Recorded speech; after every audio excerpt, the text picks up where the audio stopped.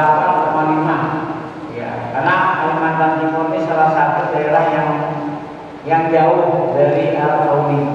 Yang paling murah itu kan Aceh. Aceh itu lebih murah.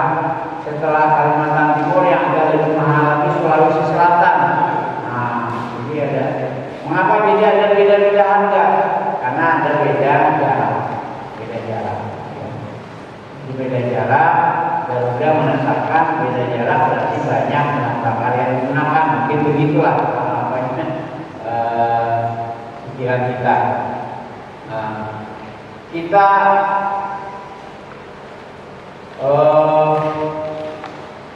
berharap kepada jamaah haji mulai sekarang siap-siap aja, siap-siap belajar.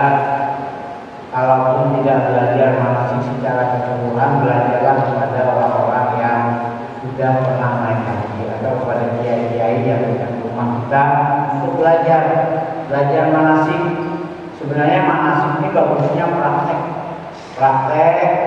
Nanti kita setelah ini nanti kan ada, mudah-mudahan pandemi ini tidak terlalu parah lagi, jadi kita bisa praktek. Yang pertama ini kita masih perkenalan,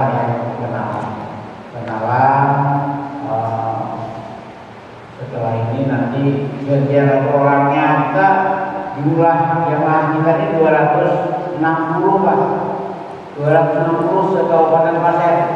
Ini satu kali angkatan sekitar 30 nanti ada lagi angkatan dan materinya.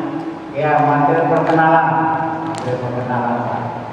Ya, jadi nanti bapak-bapak mungkin ini dalam satu rombongan 30 orang atau 40 orang atau 1 orang rombongan itu akan ada nanti juga pelatihan terhadap ketua lembu dan ketua rombongan.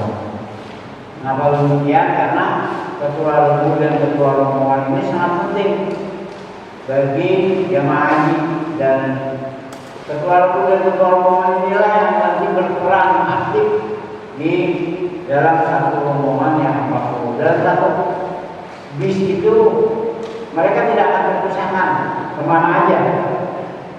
Jadi rombongan di daerah sampai ke Arab Saudi itu tidak akan berkesangan.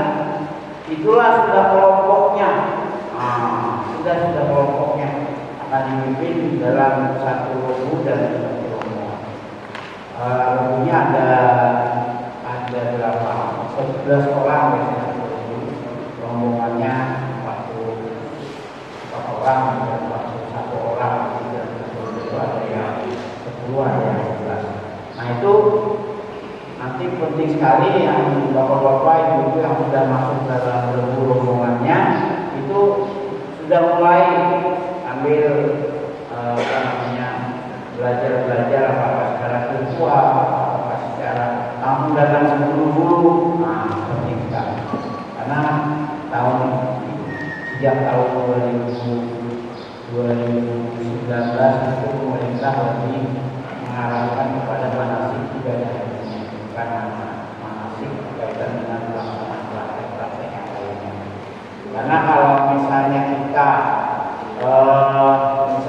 tentang pelaksanaan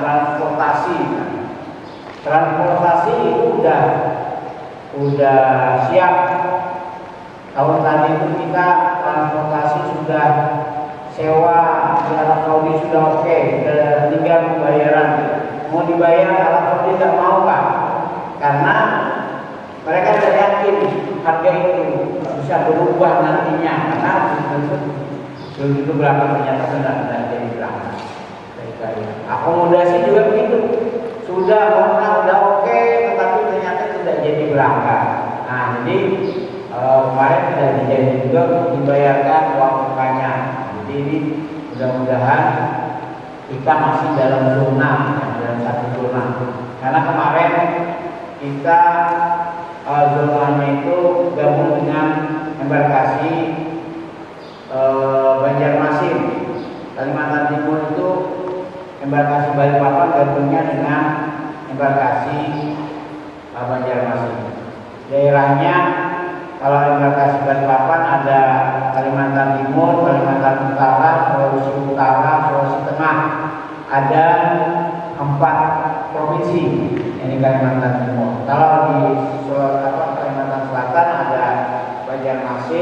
tidak Kalimantan Timur.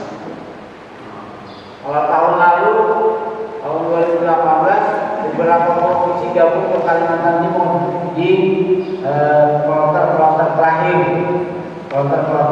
gabung di Kalimantan Timur. Ada namanya kloter Sapu Jagat misalnya. Sapu Jagat itu kemarin ada Banjarmasin gabung Kalimantan Timur, ada NTB, ada Padang, banyak sekali, ada Sulawesi Utara, ada Palu, Sulawesi Tengah, gabung dalam satu kloter luar biasa ya. Dengan beberapa ya, saya diminta untuk menyampaikan berkaitan dengan keadaan gambaran umum masyarakat yang ada di Arab Saudi. Bapak Ibu yang sudah pernah umroh, berapa orang yang sudah pernah umroh? Sudah, 1, 2, 3, 4. Bapak sudah Pak? Belum Pak ya? Belum. Yang lain? Sudah, beberapa lah ya. Artinya sudah pernah ke Mekah dan Madinah. Yang sudah pasti punya gambaran. Sudah pernah datang ke Masjidil Haram, sudah pernah berbelanja di toko-toko Arab Saudi dan di Madinah dan Mekah. Apabila kita berangkat menggunakan haji atau umroh, maka biasanya kita tidak hanya akan berada di Masyair Al-Haram alias di lokasi ibadah saja, kita juga akan banyak berinteraksi dengan penduduk asli ya. Penduduk asli itu ada polisi, ada mukawin, ada pedagang, ada pengusaha, ada sopir dan lain-lain. Pendatang ekspatriat dari Afrika, Asia Tenggara, orang Indonesia muslimin yang bekerja baik sebagai profesional, swasta dan TKI. Jadi kalau di Arab Saudi, pastilah kita nanti bertemu dengan mereka-mereka itu. Yang sering kita temui adalah pedagang. Nah, pedagang yang apalagi kita kalau dari tempat pemundokan pulangnya misalnya jalan kaki. Jalan kaki itu pasti melewati toko-toko, karena setiap musim haji pasti ada toko-toko dadakan. Seperti kita juga bazar-bazar itu di pinggir jalan. Nah, itu pasti ada seperti itu.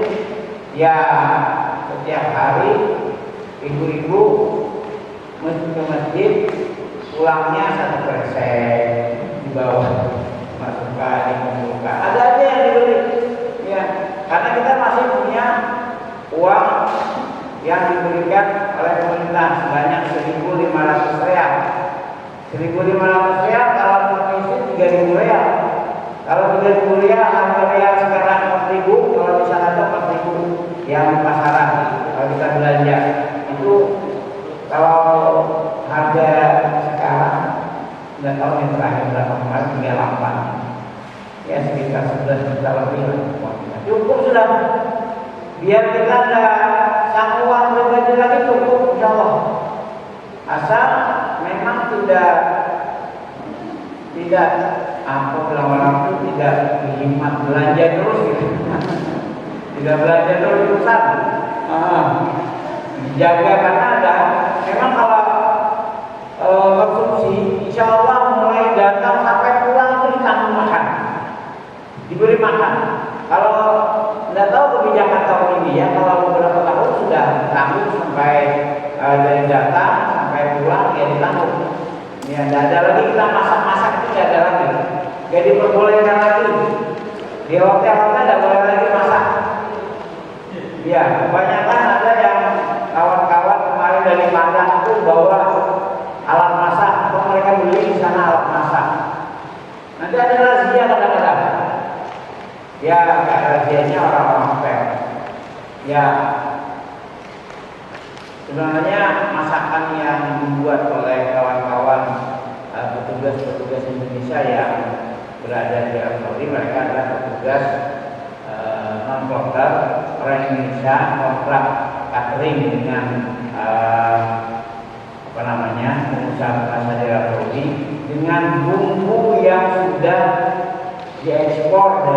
Indonesia. Jadi bumbunya nggak boleh dia dengan bumbu-bumbu yang apa namanya tuh, bumbu yang berciri khas Arab itu kan kayak kari-kari gitu ya. Nah, karinya kalau misalnya kari tetap dari Indonesia, supaya kita itu menyesuaikan lidah. Makanya kemarin ada zona-zona itu menginginkan zona itu supaya catering itu menyesuaikan makannya daerahnya. Kalau kita misalnya antara Kalimantan Timur dengan Kalimantan Selatan, ya kalau misalnya dikasih sayur asam masih bisa, itu dia maunya. Tapi yang seperti itulah. Nah, didekat-dekatkan. Kalau persis tidak bisa. Yang paling sering itu makan lauknya daging, kemudian sayurnya itu buncis, terong, sama timun. Itu aja yang bisa yang banyak didapat di sana. Kalau kampung jarang-jarang, karena di sana mungkin orang tidak nanam kan. Karena ekspornya itu dari negara-negara sekitar, yang siap untuk menyiapkan makanan itu. Jadi daging, ikannya ikan laut. Nah, kalau ikannya kadang ada ikan sungai, kadang ada ikan sungai. Itu yang biasa kami rasakan. Bapak Ibu kalau berniat untuk melaksanakan ibadah haji, masalah makanan itu jangan terlalu dipikirkan. Jangan juga sering disebut-sebut. Nah, itu jangan sering disebut-sebut. Saya Pak, teman saya ini setiap datang makanan komentar terus. Oh ini lagi makanan ini Pak. Jangan disebut-sebut. Akhirnya apa? Dia tuh kayak gak selera Pak. Padahal kami makan aja pokoknya, makan aja itu enaknya rasanya. Udah makan daging, makan ikan, makan aja. Kalau dia kenapa ini lagi? Ya sudah. Sebulan atau aku banyak makan mie aja Pak. Jadi kan hal-hal seperti itu dipercaya dan tidak percaya adalah gitu. Jadi masalah makanan itu karena di tanah haram ini menyesuaikan aja. Yang penting kita bisa makan, tidak usah kayak model kayak di kampung sendiri. Nah itu tidak perlu. Yang penting makan, kita beribadah. Itu aja yang penting. Tidak usah memikirkan terlalu makan yang berlebih-lebih. Kita biasa juga bertemu dengan sopir. Kita kadang mau jalan-jalan ke tempat yang lain selain itu, atau ke pasar yang biasa dituju menggunakan sopir. Jangan sendirian. Nah, itu yang penting. Jangan sendirian. Pokoknya minimal berdua. Kami waktu itu ada beberapa kejadian. Bapak-bapak nggak tahu alamat, tiba-tiba naik taksi. Mau kemana? Orang kan bahasa Arab, bahasa Inggris. Dia sampai ada Pak, naik aja taksi. Mau ke sana. Lamanya 2 hari datang. Iya, ternyata dia diantarkan ke sektor Pak, diantarkan ke sektor oleh petugas taksi. Nah, jadi akhirnya nanti petugas Indonesia yang antarkan, kita akan kehilangan kontak. Nah, jadi itu terhadap sopir itu hati-hati memang. Jadi kalau bisa suami istri kalau naik itu yang pertama suaminya, turun itu yang pertama istrinya. Nah, itu ada istiadatnya di jarak. Naik itu yang pertama suaminya, yang kedua istrinya. Ya. Kalau turunnya usahakan kalau bisa istrinya dulu yang turun. Ya. Ini kita kalau bertemu dengan Di sana ada ekspatriat dari negara-negara lain, pekerja-pekerja tenaga kerja dari Bengali banyak. Bengali itu Bangladesh, Bangladesh. Nah mereka ini nakal lah. Mereka ini kadang-kadang tukang sapu, tukang bersih-bersih di sana di hotel. Itu hati-hati dengan mereka.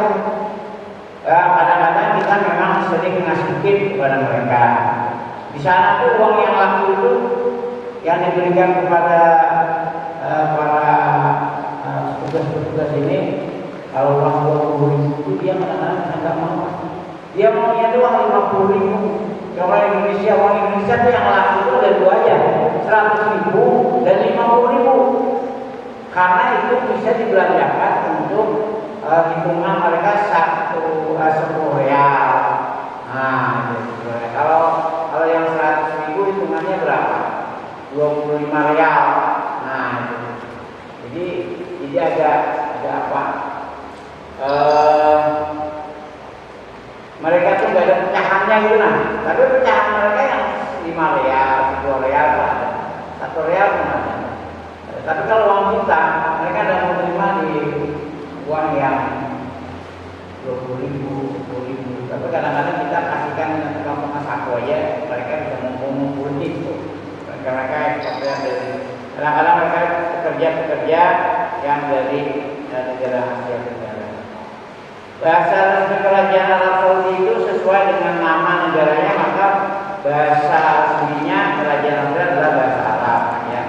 Bila orang asing yang ingin berkomunikasi dengan orang Saudi namun tidak menguasai bahasa Arab, dapat menggunakan bahasa Inggris. Kapan bahasa Inggris digunakan?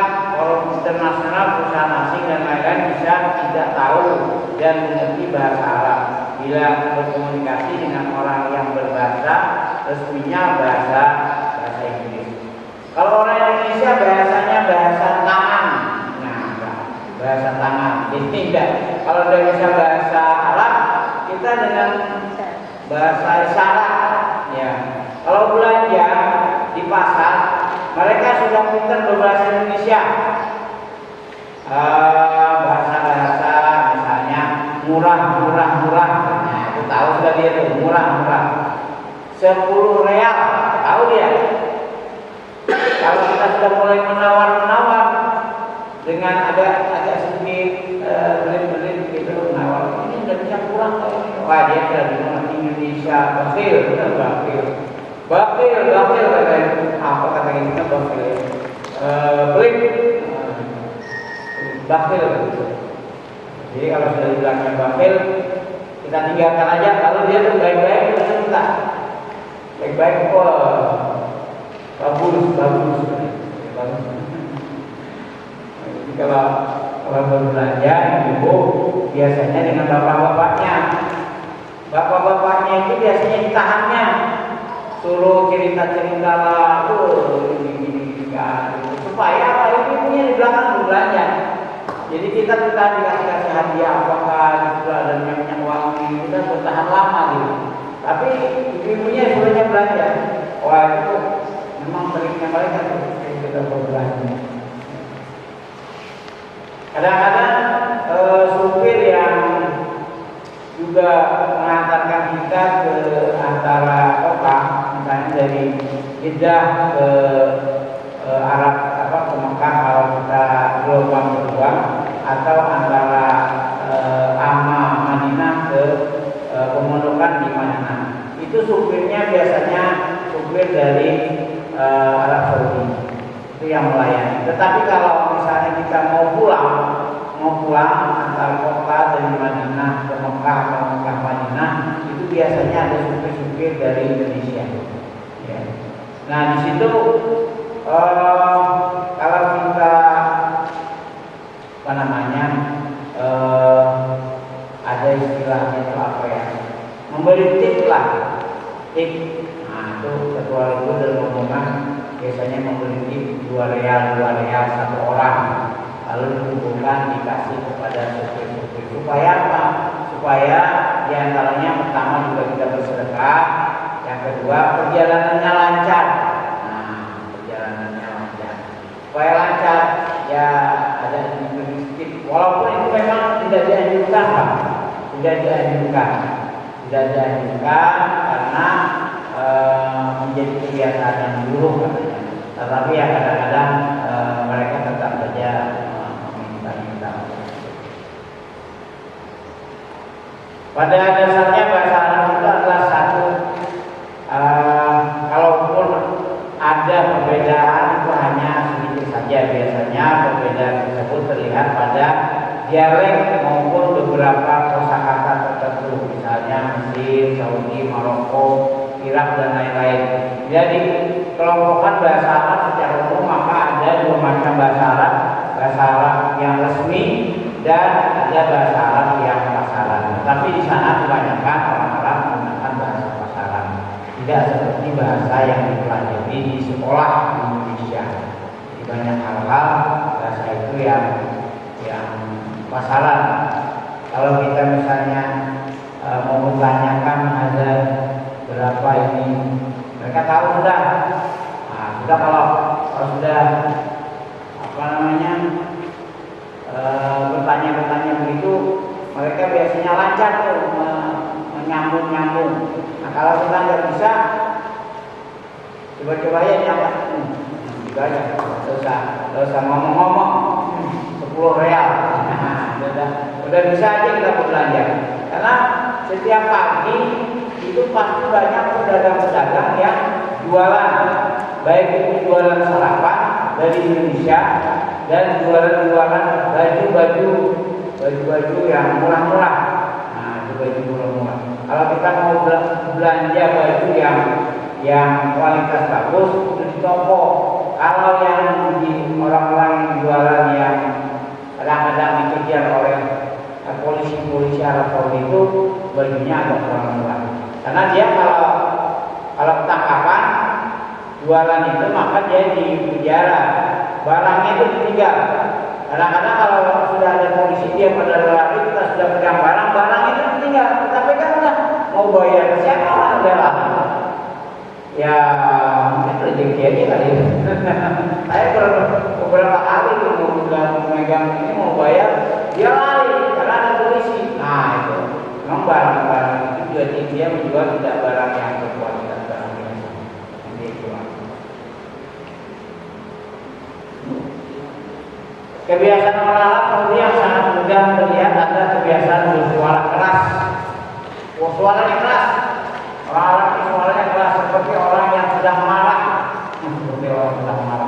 Karena memang kebiasaan orang Arab Saudi kebiasaan suaranya keras ya. Bersendawa sembarang tempat bagi orang Arab Saudi adalah sesuatu yang jorok. Misalnya gitu, itu tuh jorok mereka tuh. Ya. Sedangkan membuang air kentut adalah sesuatu yang baik. Nah, beda dia Pak. Dan perlu diucapkan syukur. Jadi kalau kentut itu baik tuh, karena akan membuang penyakit.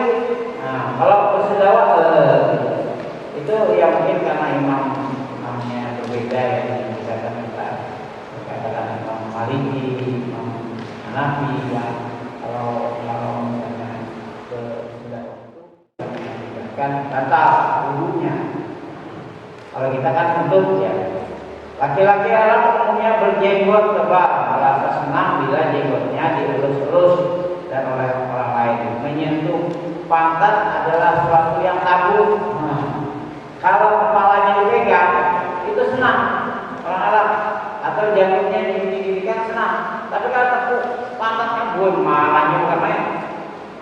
Itu beda ya. Berbeda dengan tradisi membaca Yasin yang lazim ditemukan saat malam Jumat di Indonesia. Masyarakat Arab Saudi biasanya menjadikan malam Jumat sebagai malam berpura-pura, di mana restoran, penginapan, laut, taman maupun fasilitas umum lainnya dipenuhi oleh orang-orang Arab Saudi. Mengapa demikian? Karena memang liburnya mereka itu hari Jumat, ya, hari Jumat. Jadi mereka pada hari Minggu itu mereka keluar, dan kebanyakan orang Arab Saudi memiliki waktu tidur yang berbeda dengan lazimnya orang Indonesia, di mana mereka itu baru tidur di pagi hari dan bangun di siang atau bahkan sore hari, sementara di malam hari mereka beraktivitas sehari-hari. Kenapa demikian? Karena cuaca yang panas, cuacanya panas. Jadi kalau misalnya malam, kalau mau lihat anak-anak Arab keluar di taman-taman, dia malam keluar bermain dengan keluarganya. Kalau siang nggak ada sama sekali, kecuali yang di kota besar mereka sudah saja. Kalau anak-anaknya nggak ada. Kadang-kadang kita ketemu anak-anak yang Indonesia yang sudah berkuliah. Salah satu ukuran status sosial kekayaan seseorang di Arab Saudi adalah dari banyaknya pembantu. Kalau banyak pembantu berarti orang yang kaya, babysitter serta sopir.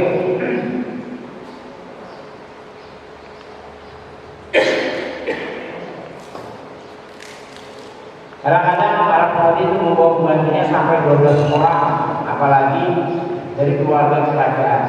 Rata-rata orang Saudi rajin sekali minum susu, dan yang paling terkenal susu laban.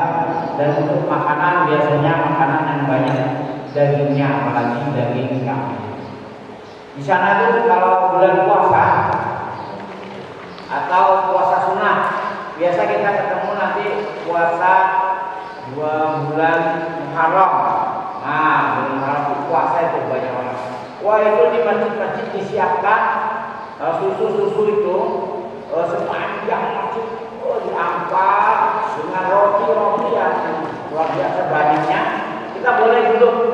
Saya waktu itu kebetulan nggak puasa, tapi saya ini tarik terus. Ayo duduk aja. Ternyata mereka nyuruh makan berbuka puasa. Saya ini nggak puasa, ayo kita jalan makan gitu.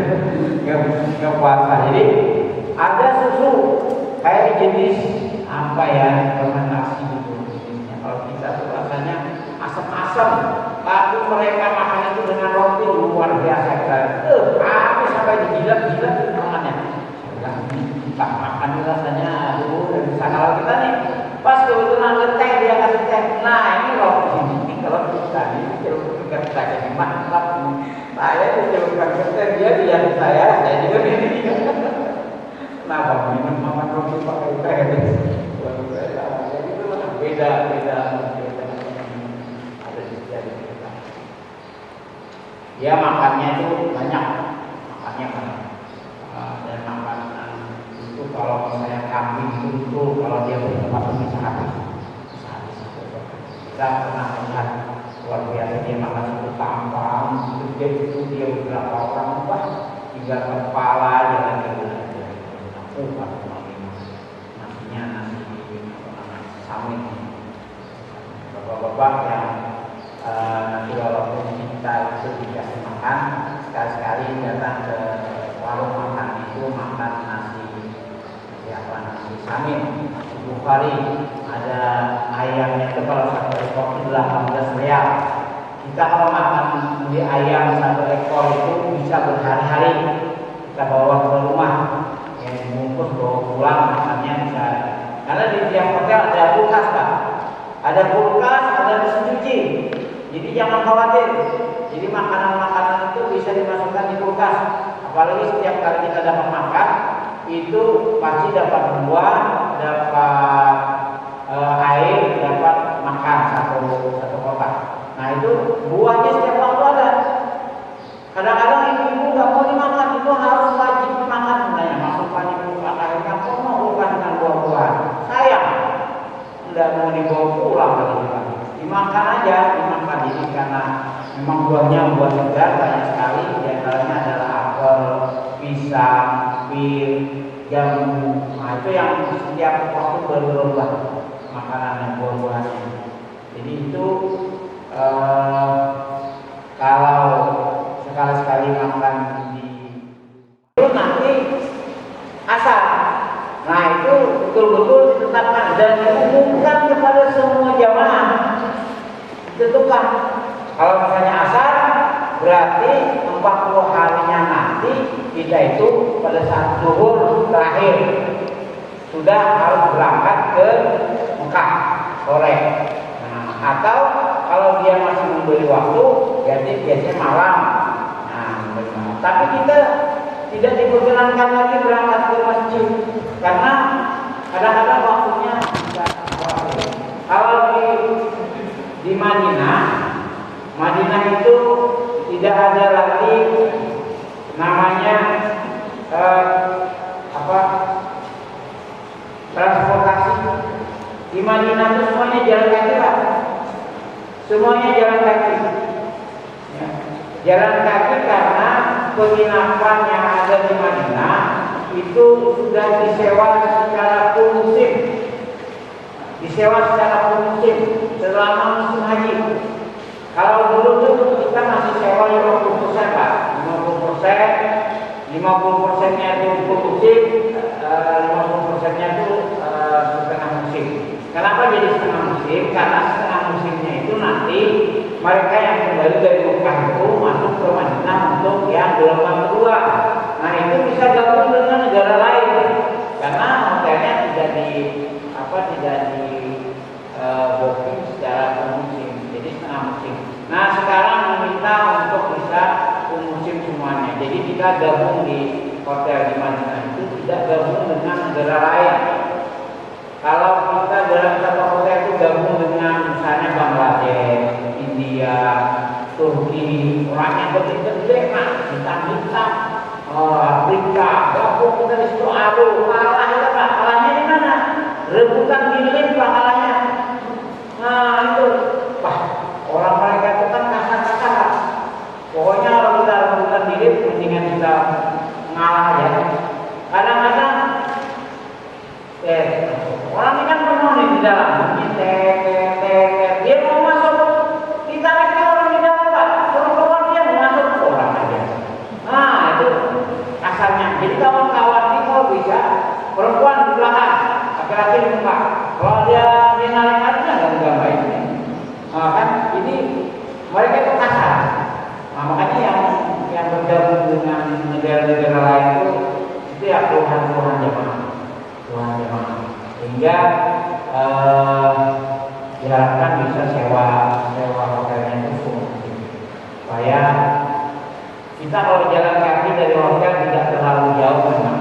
Ya paling jauh itu sekitar 2 kilo paling jauh. Karena daerahnya yang disewa itu daerah Markaziah namanya. Daerah Markaziah itu keliling pintu-pintu pintu yang ada di Masjidil Nabawi itu kan ada beberapa pintu sekeliling itu. Pintu 1, pintu 2, 3, sampai 27 atau 28 pintunya itu. Jadi kita ini ingat nih hotel kita. Hotel kita ini di mana? Oh ini hotel kita. Jalan ketemu pintu itu. Berarti nanti ibu pulang cari lagi pintu itu. Itu cari orang banyak kesasar itu karena dia masuknya lupa pintunya, keluarnya pintu lain. Nah itu dikatakan. Ingat memang pintu itu kalau datang pertama foto lupa pintu ini. Atau Bapak Ibu jalan pertama itu di video, mau jalan masih ingat yang kita lewati. Karena kadang-kadang kita lupa itu kalau apalagi orang banyak ini kadang-kadang kita lupa pulang kata-kata. Walaupun di Madinah itu tidak terlalu padat, tapi bisa kita kesasar. Cuma jangan juga terlalu takut Pak di sana itu. Takut kesasar, takut udah kemana-mana dari daerah gitu dia ada tahu cerita itu. Jalan-jalan aja makan-makan, beli-beli ya itu supaya kita tahu di sekitarnya masjid itu dikelilingi pertama. Kelilingi mulai depan itu dari pintu 25 itu sampai ke sampingnya ada museum, belakangnya itu kita lihat nama Rasulullah, ada kubah Rasulullah di belakang, di sebelahnya lagi ada kubur bakti. Nah, ya itu keliling. Kalau kita keliling aja itu ketemu lagi gitu kan? Karena pagarnya itu sudah kelihatan. Dan di sekitarnya itu kan ada payung-payung itu. Nah, di bawah payung-payung itulah kita bisa jalan dengan rombongan. Ya kalau sudah 2-3 hari bisa sudah jalan dengan suami dengan istri, bisa sudah jalan berdua-dua ya, karena luar biasa nikmatnya berjalan berdua-dua di Masjidil Haram. Wah Pak, luar biasa. Saya kalau pagi ngomong saya sarapan di rumah saya, dua istri saya jalan kita beli nasi di Masjidil Haram, di pinggir pagar kita duduk makan di situ. Luar biasa nikmatnya. Ya, di Madinah apa yang dilakukan? Arba'in merupakan salah satu ibadah yang dilakukan jamaah haji di kota Madinah Al-Munawwarah, yaitu sholat fardu berjamaah di Masjid Nabawi selama 40 kali. Jadi arba'in yang disebutkan orang itu bukan sholat sunnah arba'in, sholat wajib maghrib bisa 40 kali berturut-turut bersama imam masjid tanpa putus. Nah, ingat tanpa putus, itulah yang pahalanya yang berlipat-lipat ya. Arba'in bukanlah merupakan salah satu manasik haji, tapi jemaah haji pada umumnya mengharapkan betul bisa melaksanakan arba'in ini, terutama terkait dengan keutamaan salat arba'in yang luar biasa. Jadi kalau tidak salat arba'in lengkap gimana? Ya tidak apa-apa juga. Misalnya orang berangkat karena waktunya sudah habis, bapak belum arba'in belum lengkap, ketinggalan satu misalnya. Pokoknya aku biar bertiga aja di sini asal selesai. Jangan, berangkat aja, berangkat. Karena itu bukan satu rukun daripada kita hanya sunnah, ya. Tetapi sholatnya sholat wajib. Nah, sholatnya sholat wajib. Jadi tidak. Kalau misalnya sakit kah, sakit misalnya, wah sakit atau sudah bisa, ya sholat aja di rumah, berarti pemundukan. Ya. Jangan dipaksakan. Karena apa? Kalau belum mau utama, kita belum berhaji. Nah itu. Kalau kita memaksakan yang sunnah ini, kalau kita sakit berat, nah, akhirnya kan haji yang kita akan tuju di Mekah nanti ketinggalan. Nah, artinya arba'in itu kalau memang kita mampu laksanakan sebaik-baiknya. Tapi kalau memang ada hal yang menyebabkan kita tidak bisa, yang nggak usah memaksakan itu. Karena itu ada. Jadi sholat di rumah pun boleh, tetapi kalau masih sehat rugi kalau tidak. Nah itulah rugi kalau tidak. Jadi rumahnya diambil, wajibnya juga diambil karena kita katakan memang luar biasa ini sholat di sana. Bagaimana sholatnya di luar atau di dalam terserah saja. Karena kalau terlambat pasti sholatnya di luar, di bawah payung-payung. Kalau kita cepat, ibu-ibu biasanya harus cepat karena ibu-ibu ini agak di dalam agak sesak.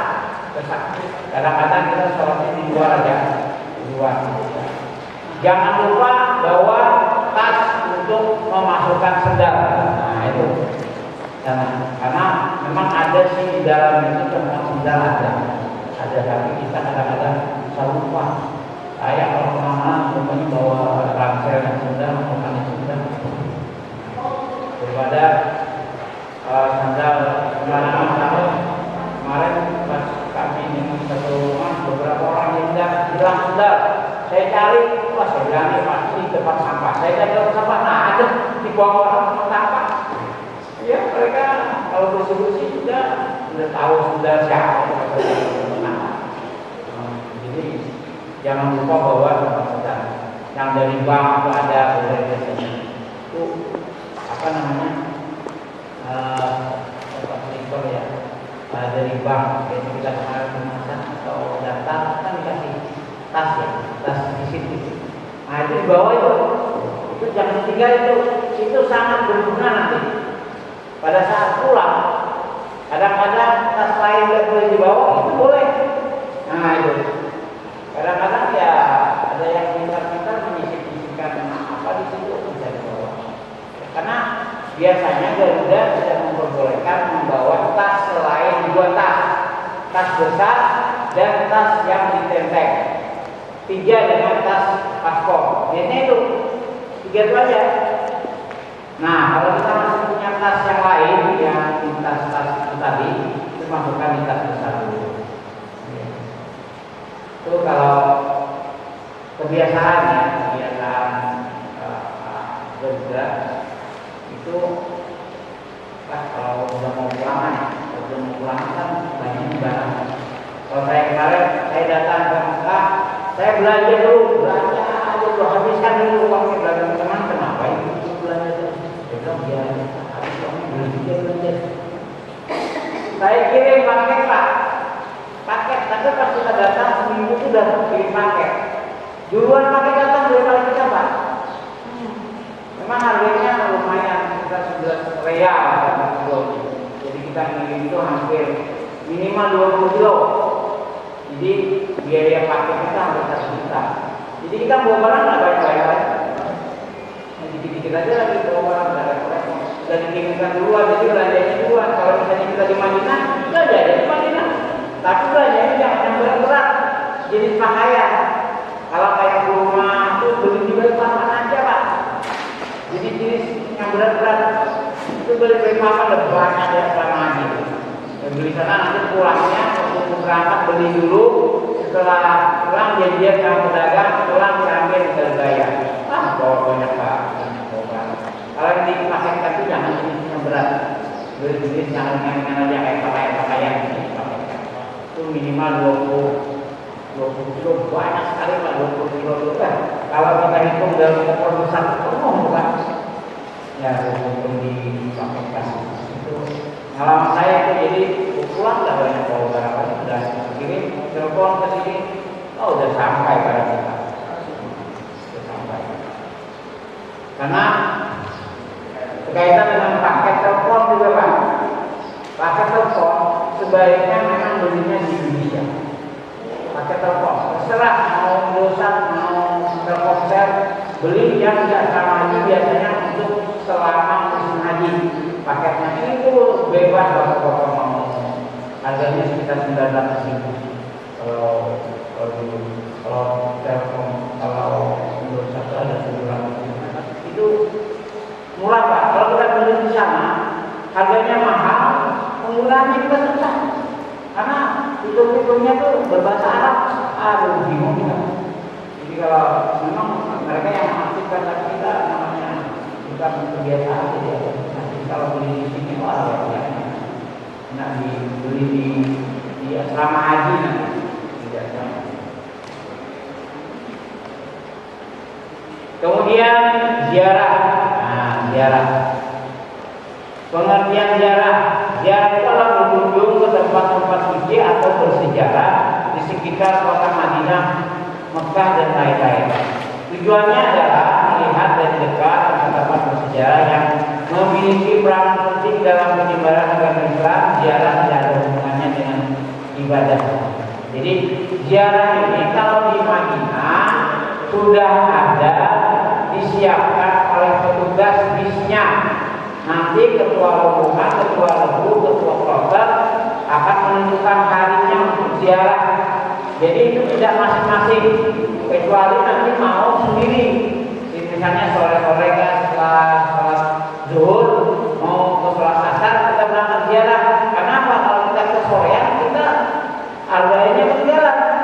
Nah makanya ziarah itu biasanya waktunya ditentukan. Biasanya pertama berangkat ke kebun kurma, ada jalan ke tempat kebun kurma. Kebun kurma itu kebun kurma yang kita datangi, di sana ada mallnya Pak, mall kurma, terus kurma aja di situ, semua jenis kurma.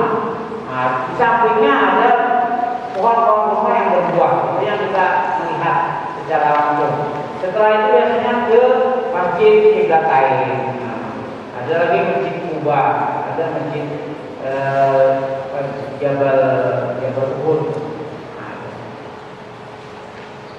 Hukum ziarah apa? Hukumnya adalah mubah biasa saja, ada anjuran yang hukum asalnya. Kalau sunnah jika bertujuan untuk mempertebal keimanan, haram jika mengarah kepada syirik. Ya, jadi kalau ziarah itu mengarah kepada syirik maka hukumnya haram. Tapi kalau kita bertujuan untuk mempertebal keimanan, berniatlah ya Allah aku berziarah ke masjid kiblat lain kepada Allah Taala. Karena di sini adalah dulu Rasulullah sholatnya berkiblat. Nah di sini tempat-tempat ziarah di Mekah. Ini ziarah di Mekah. Letaknya kira-kira 6 kilo sebelah utara Masjidil Haram dengan ketinggian kira-kira 1 jam perjalanan kaki, luas buat 4 orang. Di dalam 2 itu ada 4 orang boleh masuk. Masuknya itu pun berdiri-diri, tidak bisa lurus. Yang kedua adalah Jabal Sur, tempat persembunyian Rasulullah bersama Abu Bakar sebelum hijrah, dan tempat persembunyian surah At-Taubah 40. Letaknya kira-kira 6 km sebelah selatan Masjidil Haram dengan ketinggian kira-kira berjalan kaki 1,5 jam. Cara masuk ke dalam gua dengan melayang dan hanya cukup untuk duduk saja di dalam gua tersebut. Kadang-kadang kita ini kan mendatangi itu kan kita mau sholat sunnah. Kalau misalnya dilarang oleh polisi atau petugas laskar, ya jangan, nggak usah. Artinya karena di situ juga sunnah saja kan. Nah, tapi kalau belum bisa, harus sholatlah di situ sebentar, cepat-cepat. Ya cepat-cepat sholatnya itu. Kemudian tempat ziarah di Madinah adalah Jabal Rahmah, tempat bertemunya Nabi Adam dengan Hawa setelah berpisah kira-kira 100 tahun datang ke Arafah. Di Arafah itu ada namanya Jabal Rahmah. Nah ini gunungnya lumayan tinggi, tapi masih bisa didatangi. Kalau Jabal Gua Hira itu, wah, memang saya nggak sanggup pak, karena waktu itu kami menjaga